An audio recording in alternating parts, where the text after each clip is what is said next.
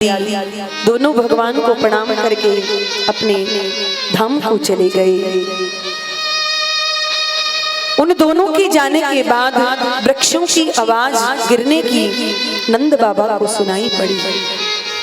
नंद बाबा दौड़ करके आए और जब विशाल वृक्षों को जो वर्षों से लगे थे उन्हें जब गिरा हुआ देखा, उन दोनों के बीच में जब कृष्ण को उखल से बंधा हुआ देखा, बाबा ने दौड़ करके कृष्ण की रस्सियां खोली, लाला को उठा करके अपने हृदय से लगा लिया। अपनी आज नंद बाबा इतने भयभीत हो गए हैं, इतने डर गए हैं कि आज बाबा ने समस्त ब्रजवासियों को इकट्ठा किया है और सब ब्रजवासियों को बुला करके बाबा ने कहा कि देखो ब्रजवासियों, जब से मेरी लाला का जन्म हुआ है तब से इस गोकुल में आए दिन कोई ना कोई उत्पात होता रहता है। इसलिए आज मैंने निश्चय कर लिया है कि अब मुझे इस गोकुल में नहीं रहना है, पर मेरी समझ में नहीं आता कि मैं जाऊं तो कहां जाऊं। तो नंद बाबा के जो छोटे भाई थे उपनंद जी महाराज, उन्होंने कहा नंद बाबा, हमारे यहाँ गोकुल के पास में बहुत से वन हैं, निधि वन, काम वन, मधुवन, भांडीर वन, अनेक वन हैं, वृंदावन, पर इन सब वनों में सबसे सुंदर वन है वृंदावन। कि वनम वृंदावनम नामः पसव्यम नवकाननम गोपी गोपीम गवाम सेव्याम पुण्यादि तृणवीरुधम। सबसे सुंदर वन है वृंदावन, तुलसी से मंडित वन है उसे वृंदावन कहते हैं, अथवा जहाँ भक्त वृंदों का समूह रहता है उसका नाम है वृंदावन। वृंदानाम भक्त समूहा नाम वनम, भगवत रसिकों का निवास स्थान है, वह है श्रीधाम वृंदावन।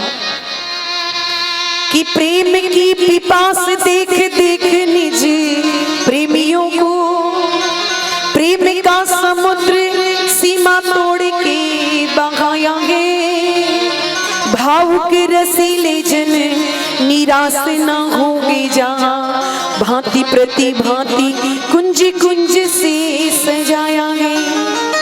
चिंतामणि जड़ित चारों चादर बिछाई जहाँ, भक्तों भांति प्रति भांति कुंज कुंज से सजाया है। भारत का भूषण तिनक चारों लोगों का, भक्तों की वास हेतु वृंदावन बनाया है। ऐसा है श्री वृंदावन। इतना सुनते ही समस्त ब्रजवासी सर्वे साधु साध्विती बहुत अच्छा बहुत अच्छा बहुत अच्छा कह करके समस्त ब्रजवासियों ने अपनी अपनी सामग्री बैलगाड़ियों में रखी है और कृष्ण बलराम की प्रसन्नता के लिए गोकुल में इतना ऐश्वर्य था बाबा का, वो समस्त ऐश्वर्य गोविंद की प्रसन्नता के लिए बाबा ने एक क्षण में त्याग दिया और समस्त ब्रजवासियों को अपने साथ लेकर के बाबा वृंदावन के लिए चल पड़े हैं। आइए हम सब लोग भी मन से वृंदावन के लिए प्रस्थान करें। वृंदावन जाऊंगी, वृंदावन जाऊंगी, वृंदावन जाऊंगी, वृंदावन जाऊंगी। मेरे उठे मेरे उठे पीर की पीर सखी, वृंदावन जाऊंगी,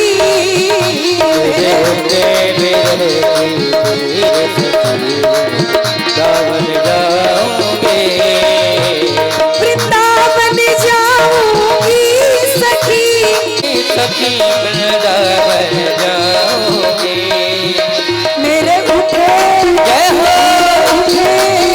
मेरे उठे पीर की पीर सखी, वृंदावन जाऊंगी। ओ मेरे उठे की पीर सखी, वृंदावन जाऊंगी।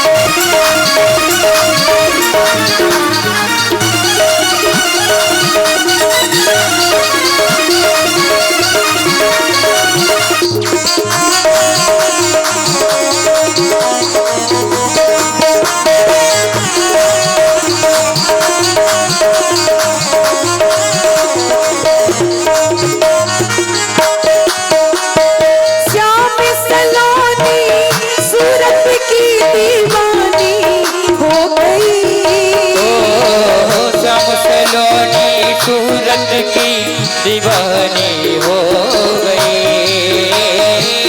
श्याम सलोनी सूरत की दीवानी हो गई। श्याम सलोनी सूरत की दीवानी हो गई। मैं कैसे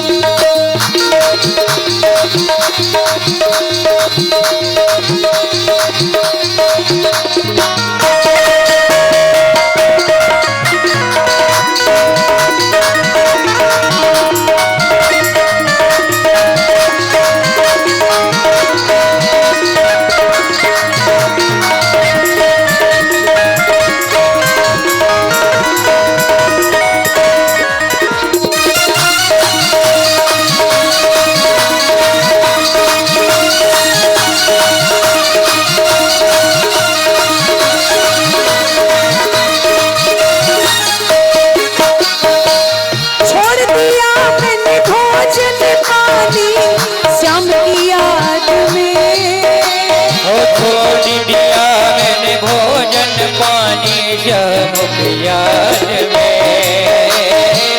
छोड़ दिया मैंने भोजन पानी श्याम की याद में। छोड़ दिया मैंने भोजन पानी श्याम की याद में। मेरे नैनन बरसे नीर सखी वृंदावन जाऊंगी। वृंदावन जाऊंगी। वृंदावन जाऊंगी सकेरे बरसाने जाऊंगी। मेरे उठे पीने की पीर सखी वृंदावन जाऊंगी। मेरे होते मेरे पीर सखी वृंदावन जाऊंगी।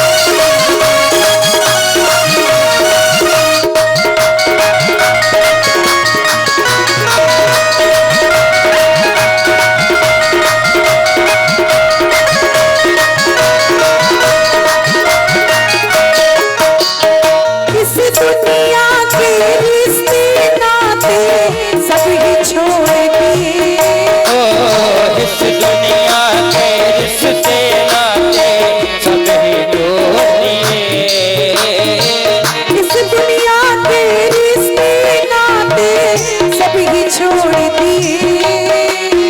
इस दुनिया के रिश्ते नाते सभी जोड़ दिए। मैं कैसे दिखाऊं दिल चीर सकी, वृंदावन जाऊंगी। ओ मैं कैसे दिखाऊं दिल चीर सकी, वृंदावन जाऊंगी। वृंदावन जाऊंगी, फकीर पर खड़े जाऊंगी। वृंदावन जाऊंगी, फकीर पर खड़े जाऊंगी। ओ मेरे उठे पीर की पीर सकी, वृंदावन जाऊंगी।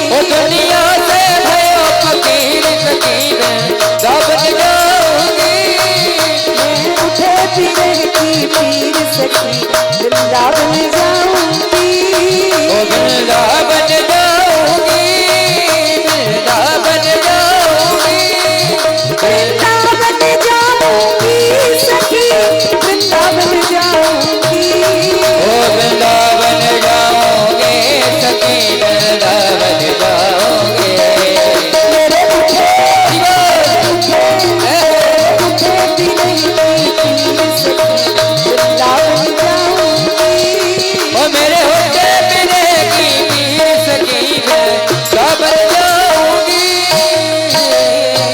सकी, वृंदावन जाऊंगी। वृंदावन बिहारी लाल की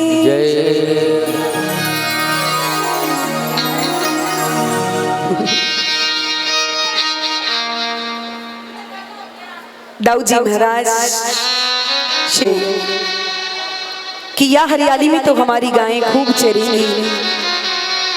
आज हमारे गोविंद का मन यदि किसी भूमि को देख करके प्रसन्न हुआ है तो वो है श्रीधाम वृंदावन। वृंदावन के तृण को देखा, घास को देखा, हरियाली को देखा तो गोविंद बड़े प्रसन्न हो गए कि यहाँ हमारी गैया खूब चरेंगी, खूब दूध देंगी। यमुना का निर्मल जल का जब दर्शन किया गोविंद ने, भगवान का मन उस ब्रज भूमि को देख करके प्रेम से आज भर गया।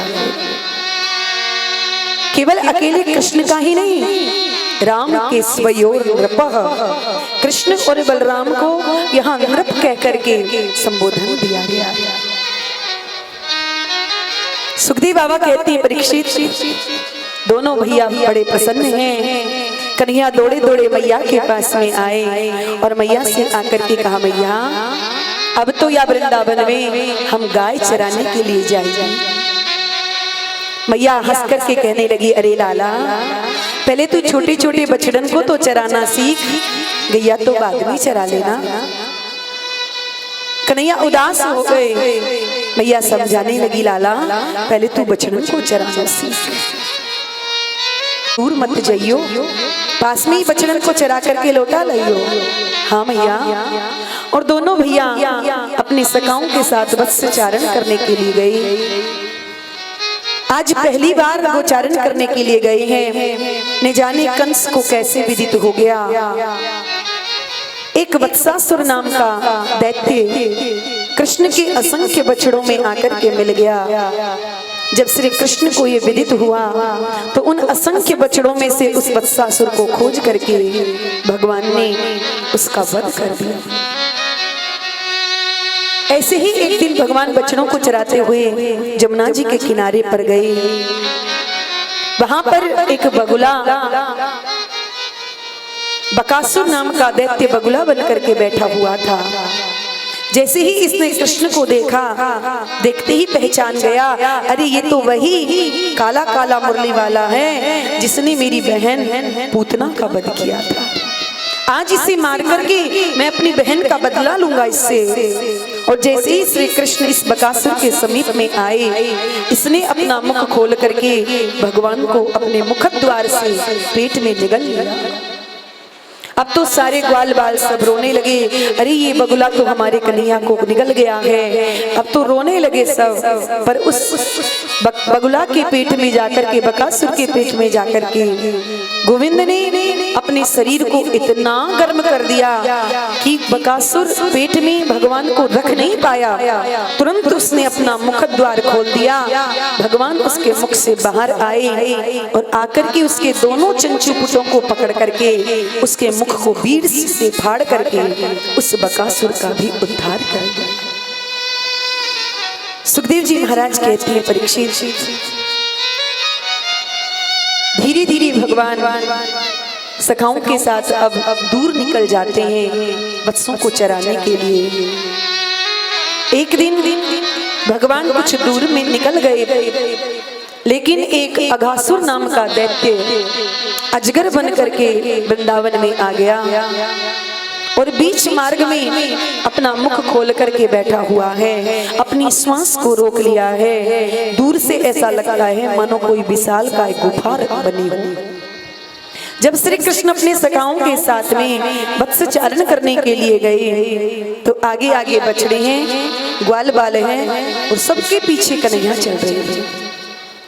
जब ग्वाल वालों ने उस अघासुर को देखा तो आपस में चर्चा करने लगे, अरे भैया देखो कितनी सुंदर गुफा है ये वृंदावन की, हमने तो आज पहली बार देखा है। पर हमने सुना है कि ऐसी बड़ी बड़ी गुफाओं में बड़े बड़े संत बैठ करके भजन करते हैं। तो दूसरा कहता है, भैया तो फिर हमें गुफा के भीतर जाकर के संतों का दर्शन करना चाहिए। और एक एक करके ग्वाला सब उस अघासुर के मुख में घुसते चले गए।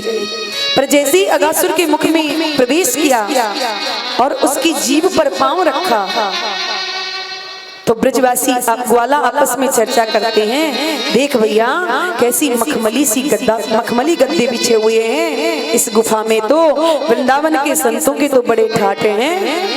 तो दूसरा कहता है भैया बड़ी बढ़िया सड़क बनी है, तो चलो संतों के दर्शन करते हैं। थोड़ा आगे और बढ़े तो उस अगासुर के बड़े बड़े खूंटा जैसे दांत लटके हुए थे।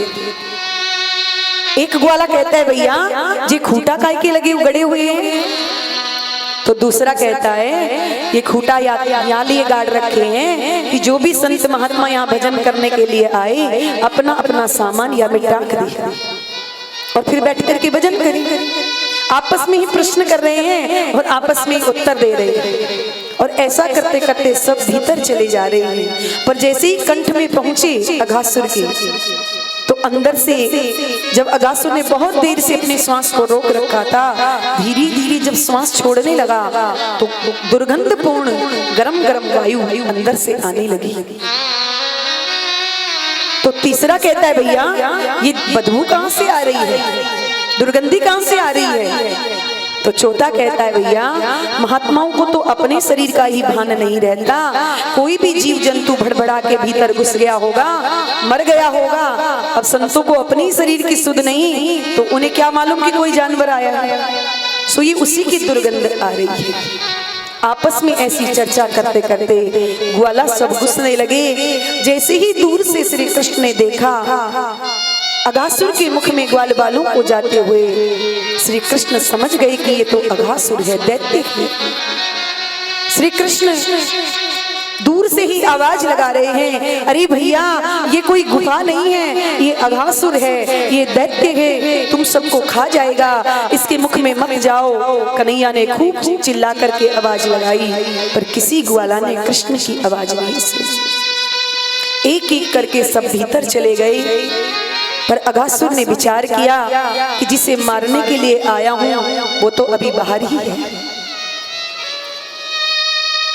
जैसे ही अगासुर की पीठ में ग्वाला गए हैं, एक कहता है भैया यदि ये कोई राक्षस हुआ तो दूसरा कहता है भैया चिंता क्यों करता है, हमारा कन्हैया हमारे पीछे आ रहा है, और वाणी जैसे वत्सासुर और बकासुर को मारा, यदि ये भी कोई राक्षस होगा तो हमारा कन्हैया इसे भी ठिकाने लगा देगा। ब्रजवासियों को विश्वास है कि हमारा कन्हैया हमारे साथ है, और इसी विश्वास के बल पर गोविंद उन ब्रजवासियों को बचाने के लिए उस अगासुर के मुख में प्रविष्ट हो गए। गोविंद ने सोचा कि जब मेरे सखाई चले गए हैं तो मैं बाहर रह करके क्या करूंगा, मुझे उन सबको बचाना है। ऐसा विचार करके गोविंद ने जैसे ही अगासुर के मुख में प्रवेश किया, अगासुर मन में विचार करने लगा कि यही है जिसे मैं मारने के लिए आया हूं। पर जैसे ही कंठ में अगासुर के पहुंचे कि अगासुर ने धीरे धीरे अपने मुख को बंद करना प्रारंभ कर दिया, और जैसे ही मुख को बंद किया है श्री कृष्ण ने धीरे धीरे अपने शरीर को फुलाना प्रारंभ कर दिया, क्योंकि अणियार अणियोर अणियार महतोर मणियार, भगवान राई जितना सूक्ष्म बनना भी जानते हैं तो पहाड़ जितना विशाल बनना भी भगवान को आता है।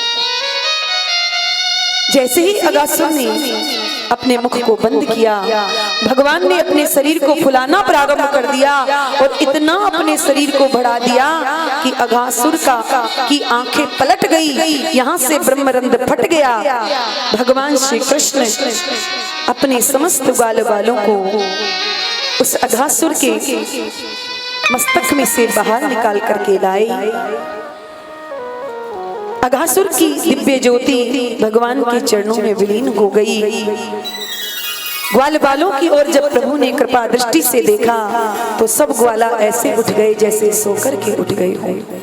दौड़ करके कन्हैया को चारों ओर से घेर लिया, अरे कन्हैया तुमने हमें बचा लिया, नहीं तो ये अगासुर तो हमारा नाश्ता कर गया हो। परंतु सुखदेव बाबा कहते हैं परीक्षित, आज प्रभु ने अगासुर को मारा है। ये घटना 1 वर्ष के बाद जाकर के इन ब्रजवासियों ने मां यशोदा को बताई थी।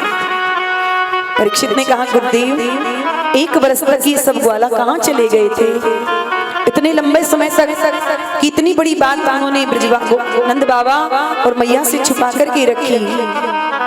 तब सुखदेव बाबा कहते हैं परीक्षित, अगासुर को मार करके जब प्रभु सब ग्वाल बालों को निकाल करके ले आए, ग्वाल बालों ने कहा अरे कन्हैया बड़ी जोर से भूख लग रही है भैया।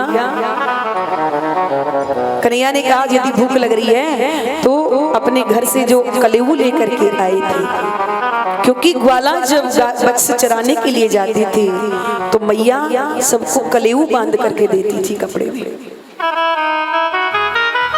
और ग्वाला जब जंगल में पहुंच जाते बछड़े सब चरने लग जाते तो ग्वाला जो कलेऊ लेकर के आते थे उसे वृक्ष की टहनी से टांग देते और आपस में क्रीड़ा करने लग जाते थे। जब खेल समाप्त तो हो जाता, भूख लगती, अपना अपना कलेऊ उतारा और भोजन कर लेते। कन्हैया ने कहा तो अपना कलेऊ लाए हो उसे उतारो और प्रेम से भोजन करो।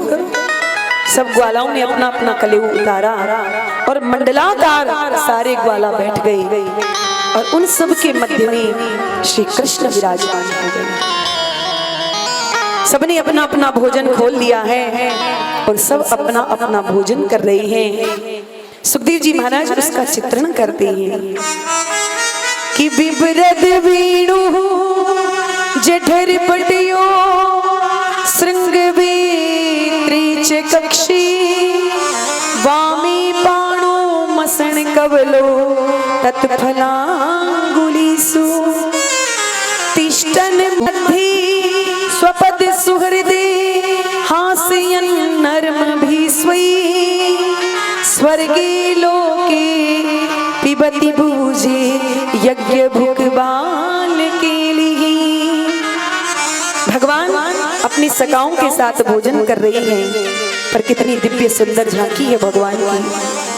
भगवान जब अपनी सखाओं के साथ भोजन करने के लिए बैठते हैं तो बिभ्रद वेणु जठर पटियो, अपना जो पीतांबर है उसे उतार करके अपनी कमर में कस लेते हैं। और वेत्र ग्वाला जब गाय चराने के लिए जाती है तो अपने हाथ में एक डंडा लेकर के जाते हैं, उस डंडे को भगवान भोजन करते समय अपने बगल में रख लेते हैं। एक श्रृंगी बाजा होता है जिसे गोविंद बजाते हैं जब गाय बहुत दूर निकल करके चली जाती है, और जब श्रृंगी को बजाते हैं उसे सुनकर के सब ग्वाल और बछड़े सब दौड़ करके गोविंद के समीप में आ जाते हैं। और हाथ में एक हाथ में है गोविंद की बांसुरी, बांसुरी को एक तरफ पीतांबर में और दूसरी तरफ श्रृंगी बाजा, और हाथ में दही भात का कोर, दोनों को मिला करके गोविंद उसे प्रेम से पाते हैं। पर जब प्रभु भोजन करते रहते हैं, बछड़े जब चरते चरते दूर निकल जाते हैं तो ग्वाला सब कहते हैं अरे कन्हैया भोजन ही करता रहेगा कि बछड़न को भी देख के आएगा। सो उसी समय कन्हैया उठ करके चलने लगते हैं तो एक ग्वाला कहता है अरे कन्हैया देख मेरी मैया ने आज मुझे आम का अचार दिया है। पर कब कहते हैं जब आधा भोजन ग्वाले का हो जाता है तब कन्हैया से कहते देख मेरी मैया ने कितना मीठा आम का अचार बनाया है।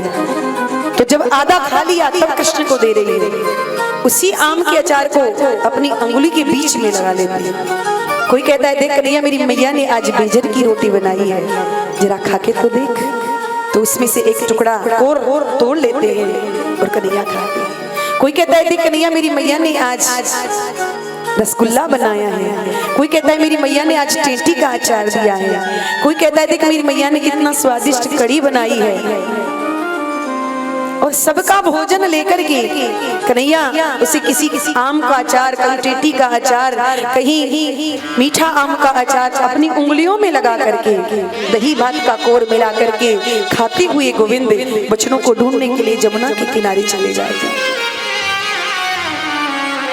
परंतु कन्हैया का एक सखा था श्री दामा, बड़ा गरीब। एक दिन एक ग्वाले ने कहा कन्हैया ये इसकी मैया बड़ी स्वादिष्ट कढ़ी बनाती है और ये रोज लाता है, छुप करके खा लेता है, तुम्हें कभी नहीं खिलाता। पर गरीब है, घर में और कुछ तो था नहीं, बस कढ़ी रोटी दे देती है मैया। आज श्री दामा कढ़ी लेकर के आया है पर खट्टी, 4 दिन से खट्टी कांच की बड़ी हुई कड़ी थी करके कन्हैया ने अपने मुंह के लगाई, एक श्वास में सारी कड़ी को पी गई गोविंद। श्री रामा के नेत्रों से अश्रु प्रवाहित होने लगे। अरे कन्हैया, ये इतनी खट्टी कड़ी है कि यदि कोई इसे सूंघ भी ले तो मन खट्टा हो जाता है, तूने इतनी खट्टी कड़ी क्यों खाई कन्हैया? परंतु कन्हैया तो प्रेम के परवश सब कुछ स्वीकार कर। भगवान कहते हैं प्रेम का भूखा हूं मैं और प्रेम ही बस सार है, प्रेम से एक पुष्प भी दे तो मुझे स्वीकार है। भगवान को प्रेम से कोई कुछ भी समर्पित कर दे तो भगवान उसे स्वीकार कर लेते हैं। आज कन्हैया जब दूर चले गए तो जब भगवान उन ग्वाल बालों के साथ बैठ करके भोजन कर रहे थे तो यही दृश्य आकाश में सारे देवता अपने विमानों में खड़े हैं और ब्रह्मादिक देवता ये दृश्य भगवान का भोजन का देख रहे थे। तो चार मुख ब्रह्मा जो विधाता है सृष्टि के, उन विधाता ब्रह्मा की बुद्धि चकराने लगी कि आज साक्षात यज्ञ का भोक्ता नारायण इन ग्वाल बालों के बीच में बैठ करके और इनका झूठा खा रहा है। भोजन का नियम है हाथ पांव धोके शुद्ध पवित्र आसन पे बैठ करके आचमन करके मौन होकर के भोजन करना चाहिए। पर यहाँ कोई नियम नहीं, कोई आचार विचार नहीं। गैया चराते हुए आए, ना हाथ धोए ना पांव धोए ना कोई आसन है, अपना अपना छीका उतारा खोल करके खाने लगे। तो ब्रह्मा जी की बुद्धि चकराने लगी है, ये कैसा यज्ञ का भोक्ता है? नहीं नहीं, ये भगवान नहीं हो सकता। फिर ब्रह्मा जी का मन कहता है नहीं, ये भगवान है, क्योंकि जब ये देवकी के गर्भ में था तो हम सब देवता इसकी स्तुति करने के लिए गए थे। तो भगवान की परीक्षा करने के लिए ब्रह्मा जी ने क्या किया कि जो बछड़े दूर चले गए थे उन सभी बछड़ों को चुरा लिया और अपने लोक में ले जाकर के उन्हें सबको सुला दिया। इधर भगवान जब बछड़ों को खोजने के लिए गए तो एक भी बछड़ा नहीं मिला। जब लौट करके आए तो अब एक भी ग्वाला नहीं है। ब्रह्मा जी उन सभी ग्वालों को उठा करके ले और अपने लोक में ले जाकर के बछड़ों को ग्वाल बालों को सबको सुला दिया है। भगवान आश्चर्यचकित हो गए, अरे भाई बछड़े कहीं गायब होते तो एक दो होते, पर ये सारे के सारे बछड़े कहाँ चले गए? ग्वाल बाल जाते तो एक दो जाते, ये ग्वाल बाल भी इधर जाओ तो ग्वाल बाल नहीं, इधर जाओ तो बछड़े नहीं, ये सारे सबके सब कहाँ चले गए?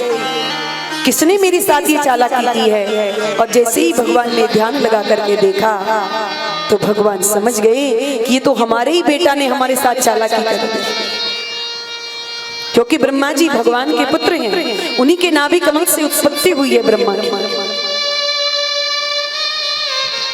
भगवान ने सोचा चलो कोई बात नहीं, ब्रह्मा ने हमारे बछड़ों को ग्वाल बालों को चुरा लिया तो कोई बात नहीं, हम दूसरे ग्वाल बाल और बछड़े प्रकट कर देते हैं। और भगवान ने वैसे ही उतने ही ग्वाल बाल और बछड़े अपने ही शरीर से प्रकट कर दिए। असंख्य ग्वाल बाल, असंख्य ग्वाला।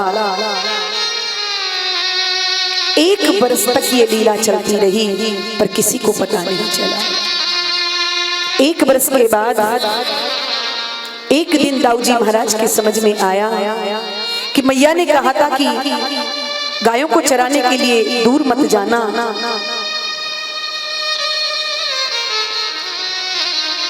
पर आज कन्हैया बछड़ों को चराने के लिए दूर चले गए। पर जब लौट करके आए हैं तो जिन गायों ने अपने बछड़ों को दूध पिलाना छोड़ दिया था, आज उन बछड़ों को देख करके गायों के मन में इतना वात्सल्य उत्पन्न हो गया है कि बिना मार्ग देखे गायें अपने बछड़ों के पास दौड़ पड़ी। आज जिन ग्वालों के बच्चे बड़े हो गए थे, आज उन ग्वालों ने जब अपने बच्चों को देखा तो उन ग्वालों के मन में इतना वात्सल्य जागृत हो गया कि दौड़ दौड़ करके अपने बच्चों को अपने हृदय से लगा रही हैं। और मानो आज ब्रज में प्रेम की गंगा आ गई है, प्रेम की बाढ़ आ गई है ब्रज के अंदर। दाऊ जी ने जब ये दृश्य देखा तो दाऊ जी ने ध्यान लगा करके देखा तो प्रत्येक बछड़े में, प्रत्येक गाय में, प्रत्येक ग्वाला में भगवान श्री कृष्ण ही दाऊ जी को दिखाई पड़ रहे हैं। दाऊ जी ने कृष्ण का हाथ पकड़ा, दूर एकांत दूर में ले जाकर के कन्हैया से कहा, अरे भैया कन्हैया, ये सब क्या लीला हो रही है? मैं पहले जब देखता था तो किसी ग्वाला में किसी देवता का दर्शन होता था, किसी गाय में किसी देवता का दर्शन होता था, पर आज सब में तुम ही दिखाई क्यों दे रही हो? तो श्री कृष्ण ने दाऊ जी से कहा, दाऊ दादा, ये लीला तो 1 वर्ष से चल रही है, पर आप किसी से बताना मत। हमारे ही बेटा ब्रह्मा ने हमारे साथ चालाकी कर दी, हमारे बछड़ों और ग्वाल बालों को चुरा करके अपने लोक में 1 वर्ष से चल रही है। हमारे ही बेटा ने हमसे चालाकी कर दी, पर भाई जो जिस विषय का जानकार हो उसी विषय से यदि प्रभावित किया जाए तब उसका पांडित्य है। कोई वेद पाठी ब्राह्मण है तो उसे वेद मंत्रों से ही प्रभावित किया जाए तब उसका पांडित्य है। भगवान ने सोचा ब्रह्मा जी सृष्टि रचयिता हैं, सृष्टि को बनाने वाले हैं, तो आज उन्हें हम नई सृष्टि करके दिखा देंगे। ऐसा विचार करके गोविंद ने अपने ही श्री विग्रह से असंख्य ग्वाल बाल और बछड़ों को 1 वर्ष के लिए प्रकट करके दिख गए थे। उन्हें साथ में लेकर के आए। गोविंद ने जब देखा कि ब्रह्मा जी उन्हें लेकर के आ रही हैं, तो जिन्हें अपने श्री विग्रह से प्रकट किया था प्रभु ने उन सबको अंतर्ध्यान कर दिया। ब्रह्मा जी ने लाकर के ग्वाल बालों को, बछड़ों को 1 वर्ष के बाद श्री कृष्ण को समर्पित किया। अपने अपराध की क्षमा मांगी। 40 श्लोकों से ब्रह्मा जी ने स्तुति गाई है, परंतु एक शब्द भी भगवान ब्रह्मा जी से नहीं बोले। ब्रह्मा जी ने सोचा कि मुझे ब्रज, क्योंकि भगवान इन ब्रजवासियों से बड़ा प्रेम करते हैं, शायद मैं इनकी स्तुति गाऊंगा तो शायद प्रसन्न हो जाए, पर उनकी स्तुति गाने पर भी जब प्रभु प्रसन्न नहीं हुए तो ब्रह्मा जी 3 परिक्रमा करके ही गोविंद की वहां से लौट करके चले गए। जब ब्रह्मा जी जाने लगे, जो ग्वाल बाल सब मूर्छित पड़े थे, सोए हुए थे, भगवान ने उन सबको जागृत किया। ब्रह्मा जी को जाते हुए जब ग्वाल बालों ने देखा तो कन्हैया से पूछा, अरे कन्हैया, ये चोमुआ कौन है? क्योंकि ब्रह्मा जी के 4 मुख थे, इसे ब्रजवासी कहते हैं ये चोमुआ कौन है?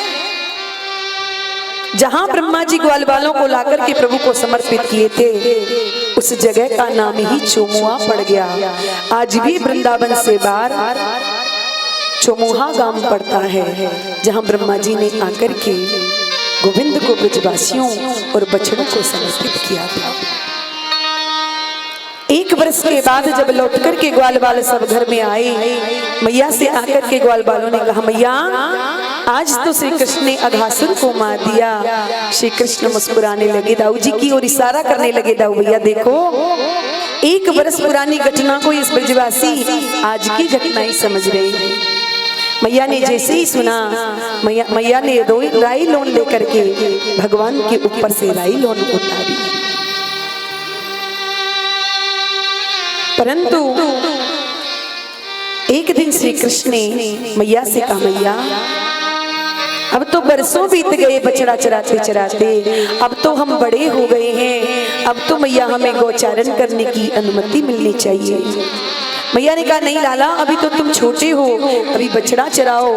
पर कन्हैया ने हट कर ली, मुंह लटका करके जब बैठ गए तो मैया समझाने लगी, लाला पहले ब्राह्मणों से मुहूर्त तो निकलवाने दे।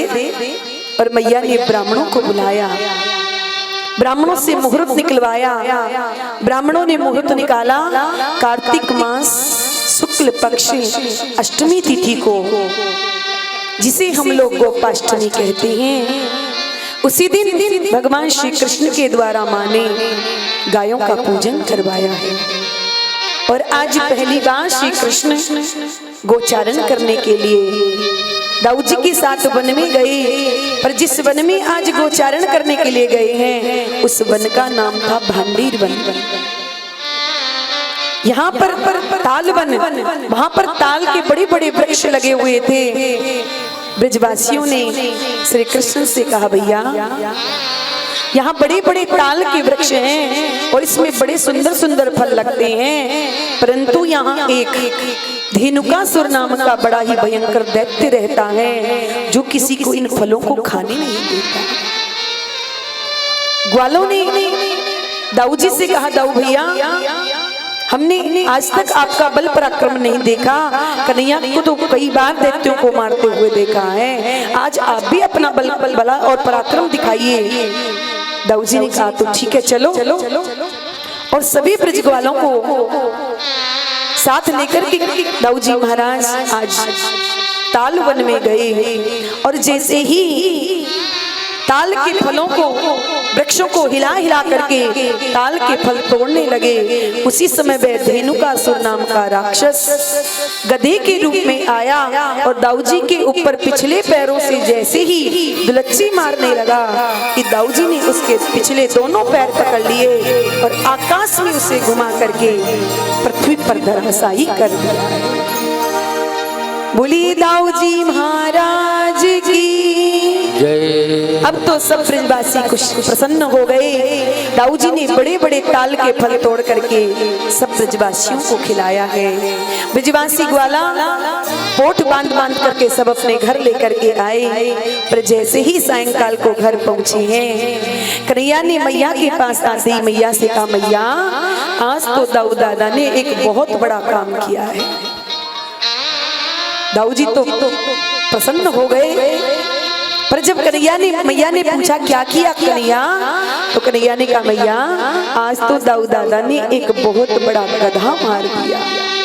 अब तो मैया जोर जोर से ताली बजा करके हंसने लगी। दाऊ जी तो गुस्सा हो गए, ए मैया तू इस कन्हैया को समझा ले, मैंने कितना बड़ा राक्षस मारा और ये सब मेरी मजाक उड़ा रही है। कन्हैया ने कहा, मैया यदि आपको मेरी बात पर विश्वास नहीं है तो ये आप ग्वालों से पूछ ले। श्री दामा ने कहा, मैया मैं ब्राह्मण का बेटा हूँ, झूठ नहीं बोलूंगा। आज दाऊ भैया ने, हम ताल वन में गए थे, वहां एक धेनुकासुर नाम का दैत्य रहता था, गधे के रूप में था। हमारे दाऊ भैया ने उस गधे को मार दिया। फिर सब ताली बजा बजा करके जोर से हंसने लगे। दाऊ जी को गुस्सा आ गई, मैया से कहते, मैया देख ले ये कन्हैया मेरी मजाक उड़ाता है, मैं आज के बाद इसके साथ गैया चराने के लिए नहीं जाऊंगा। नाराज हो गए दाऊ जी। मैया ने कहा, लाला कल तो मैं वैसे भी तुझे नहीं भेजूंगी क्योंकि कल तेरा जन्म नक्षत्र है, कल मैं तेरा जन्म उत्सव मनाऊंगी, इसलिए कल तो तुम्हें इनके साथ जाना भी नहीं। और दूसरे दिन मैया ने बलराम जी का जन्म उत्सव बड़े धूमधाम से मनाया। श्री कृष्ण अपने सखाओं को अपने साथ लेकर के आज काली दह पर आ गए, क्योंकि भगवान यही चाहते थे कि काली दह में रहता है काली नाग, भगवान को मारना है काली नाग और दाऊ जी है शेष नाग। भगवान ने सोचा यदि मैं काली को मारूंगा तो दाऊ जी शेष नाग हैं, इसकी जाति का पक्ष लेंगे, इसलिए दाऊ जी को जानबूझ करके कन्हैया ने आज छेड़ दिया। इसलिए दाऊ जी आज कन्हैया के साथ वन में नहीं गए। भगवान अपनी सखाओं के साथ गोचारण करने के लिए काली दह पर गए और काली दह पर खेल रहे थे कि एक ग्वाला ने कहा, अरे जब गायों ने उस काली दह का जल पिया तो उस विषाक्त जल को पीने से गायें सब मूर्छित होकर के गिर पड़ी। कन्हैया ने उन सब को पुनर्जीवित किया और कन्हैया ने ब्रजग्वालों से कहा, भैया इस काली दह में जो काली नाग रहता है, आज मैं इस काली नाग को निकाल करके मारूंगा। और ऐसा कह करके काली दह के किनारे पर एक कदम का वृक्ष था, भगवान ने छलांग लगाई और उस कदम के वृक्ष पर चढ़ गए। अब तो सारे ग्वाला जो कन्हैया के साथ गए थे गोचारण करने के लिए, सब कन्हैया के हाथ जोड़ने लगे। अरे कन्हैया तू नीचे उतर जा, इस काली देह में काली नाग रहता है, वो तुझे मार डालेगा।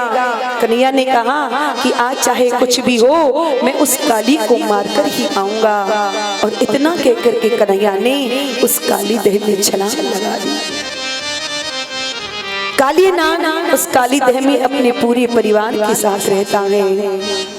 इधर जैसे ही कन्हैया ने काली देह में छलांग लगाई है, सुखदेव बाबा कहते हैं परीक्षित, उधर माँ यशोदा अपने आंगन में बैठी हुई थी, पर जैसे ही कन्हैया ने काली देह में छलांग लगाई, माँ यशोदा का हृदय धक से हो गया और मैया कन्हैया की याद करने लगी है। अरे बलराम तुमने कन्हैया को कहीं देखा? कभी बाबा से पूछ रही है, कभी ब्रजवासियों से पूछ रही है, परंतु जब कहीं कन्हैया का पता नहीं चला तो कन्हैया का अन्वेषण करते हुए ब्रजवासी, दाऊ जी, नंद बाबा, यशोदा सब उस काली देह की ओर दौड़ पड़े। इधर कन्हैया ने जब काली देह में छलांग लगाई तो काली देह के जो जल था उसमें हलचल होने लगी। काली नाग की जो पत्नियां थी, नाग पत्नियां, उन सबने जब भगवान श्री कृष्ण को देखा तो आपस में चर्चा करने लगी कि ऐसा सुंदर बालक हमने जीवन में कभी नहीं देखा, परंतु ये बालक आया कहां से और आ गया तो अब तक जीवित कैसे है? क्योंकि काली देह के जल का तो स्पर्श करने मात्र से जीव की मृत्यु हो जाती है। नाग पत्नियों ने उस बालक के पास जाकर के उस बालक से कहा, देखो बालक, अभी हमारे पतिदेव सोए हुए हैं और तुम यदि अपना हित चाहते हो तो यहाँ से भाग जाओ। अगर हमारे पति जग गए तो फिर तुम बच नहीं पाओगे। श्री कृष्ण ने कहा, देवियों जगा दो अपने पति को, आज तो मैं उसी से मिलने के लिए आया हूं। उसी समय नाग जाग गया और जैसे ही नाग ने आवाज सुनी, नाग फुफकार मारता हुआ आया और आकर के उसने भगवान श्री कृष्ण को चारों ओर से लपेट लिया। क्योंकि नाग की पांस से कोई बच नहीं सकता, नाग की पांस से कोई योगी ही बच सकता है। और भगवान श्री कृष्ण तो योगेश्वरेश्वर हैं, उन्हें कौन बांध सकता है। जैसे ही काली नाग आया उसने भगवान के शरीर को चारों ओर से लपेट लिया है। सुखदेव बाबा कहते हैं परीक्षित, भगवान श्री कृष्ण ने अपने शरीर को फुलाना प्रारंभ कर दिया और इतना अपने शरीर को प्रभु ने फुला लिया कि काली नाग का शरीर की नस नस ढीले पड़ गई। जैसे ही उसका शरीर में शीतलता आई है, गोविंद ने एक छलांग लगाई और काली की फनाली पर चढ़ गई। एक तो जल का नाग है और जल का नाग तो वैसे ही चिकना होता है। बड़े बड़े नटों को आपने रस्सियों पर कला दिखाते हुए देखा होगा, पर ऐसा नटराज आज जीवन में पहली बार देखने को मिला है जो काली की फनाली पर नृत्य कर रहा है। जैसे ही प्रभु काली की फनाली पर नृत्य करने लगे, आकाश में सब देवता छा गए हैं। आपस में चर्चा कर रहे हैं कि भैया हमारे प्रभु नृत्य कर रहे हैं और तुम सब शांत बैठे हो। तो देवताओं के वाद्य बजने लगे और उन्हीं के स्वर में श्री सूरदास जी महाराज ने बड़ा ही सुंदर उसका वर्णन किया है, किस प्रकार से प्रभु उस काली की फनाली पर नृत्य कर रहे हैं। प्रभु ने काली की फनाली पर तांडव नृत्य करना प्रारंभ कर दिया है।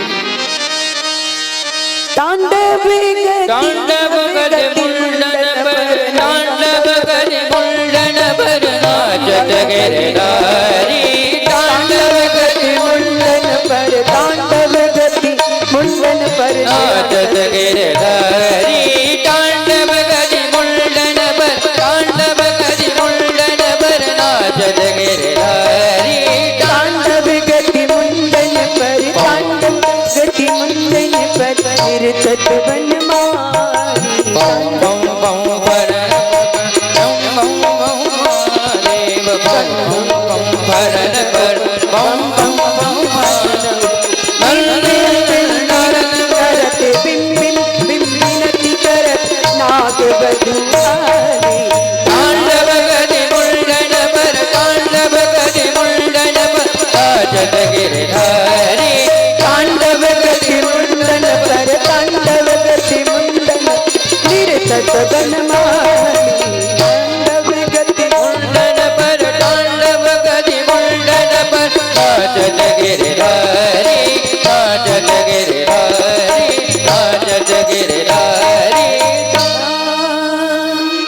भगवान ने ताता थैया करके कानी की फनाली पर जब नृत्य करना प्रारंभ कर दिया, एक फन पर नृत्य करते हैं, दूसरा फन जैसे ही गोविंद को मारने के लिए उठाते हैं कि गोविंद ने छलांग मार करके उसके दूसरे फन पर भगवान कूद पड़ते हैं, तो बीच में से फन फट जाता है और उससे रक्त की बिंदुएं निकलने लगती हैं, भगवान के चरणों पर लग जाती हैं। ऐसा लगता है मानो भगवान की श्याम वर्ण के चरणों पर किसी ने रक्त पुष्प समर्पित कर दिए। जब इस प्रकार से प्रभु नृत्य करने लगे, नाग पत्नियों ने जब इस प्रकार से प्रभु को नृत्य करते देखा तो भयभीत हो गई कि यदि ये नन्हा सा बालक इसी प्रकार से हमारे स्वामी जी पर नृत्य करता रहा तो हमारे स्वामी जी की कोई गारंटी नहीं। सो नाग पत्नियों ने मिलकर के 21 श्लोकों के द्वारा भगवान की दिव्य स्तुति गाई कि न्यायो हि दंडः कृत किल विशेषमिन् तवावतारे खलनी गृहाये रिपो सुतानामपि तुल्य दृष्टे धस्सेदमं फले मेवानुशंसना।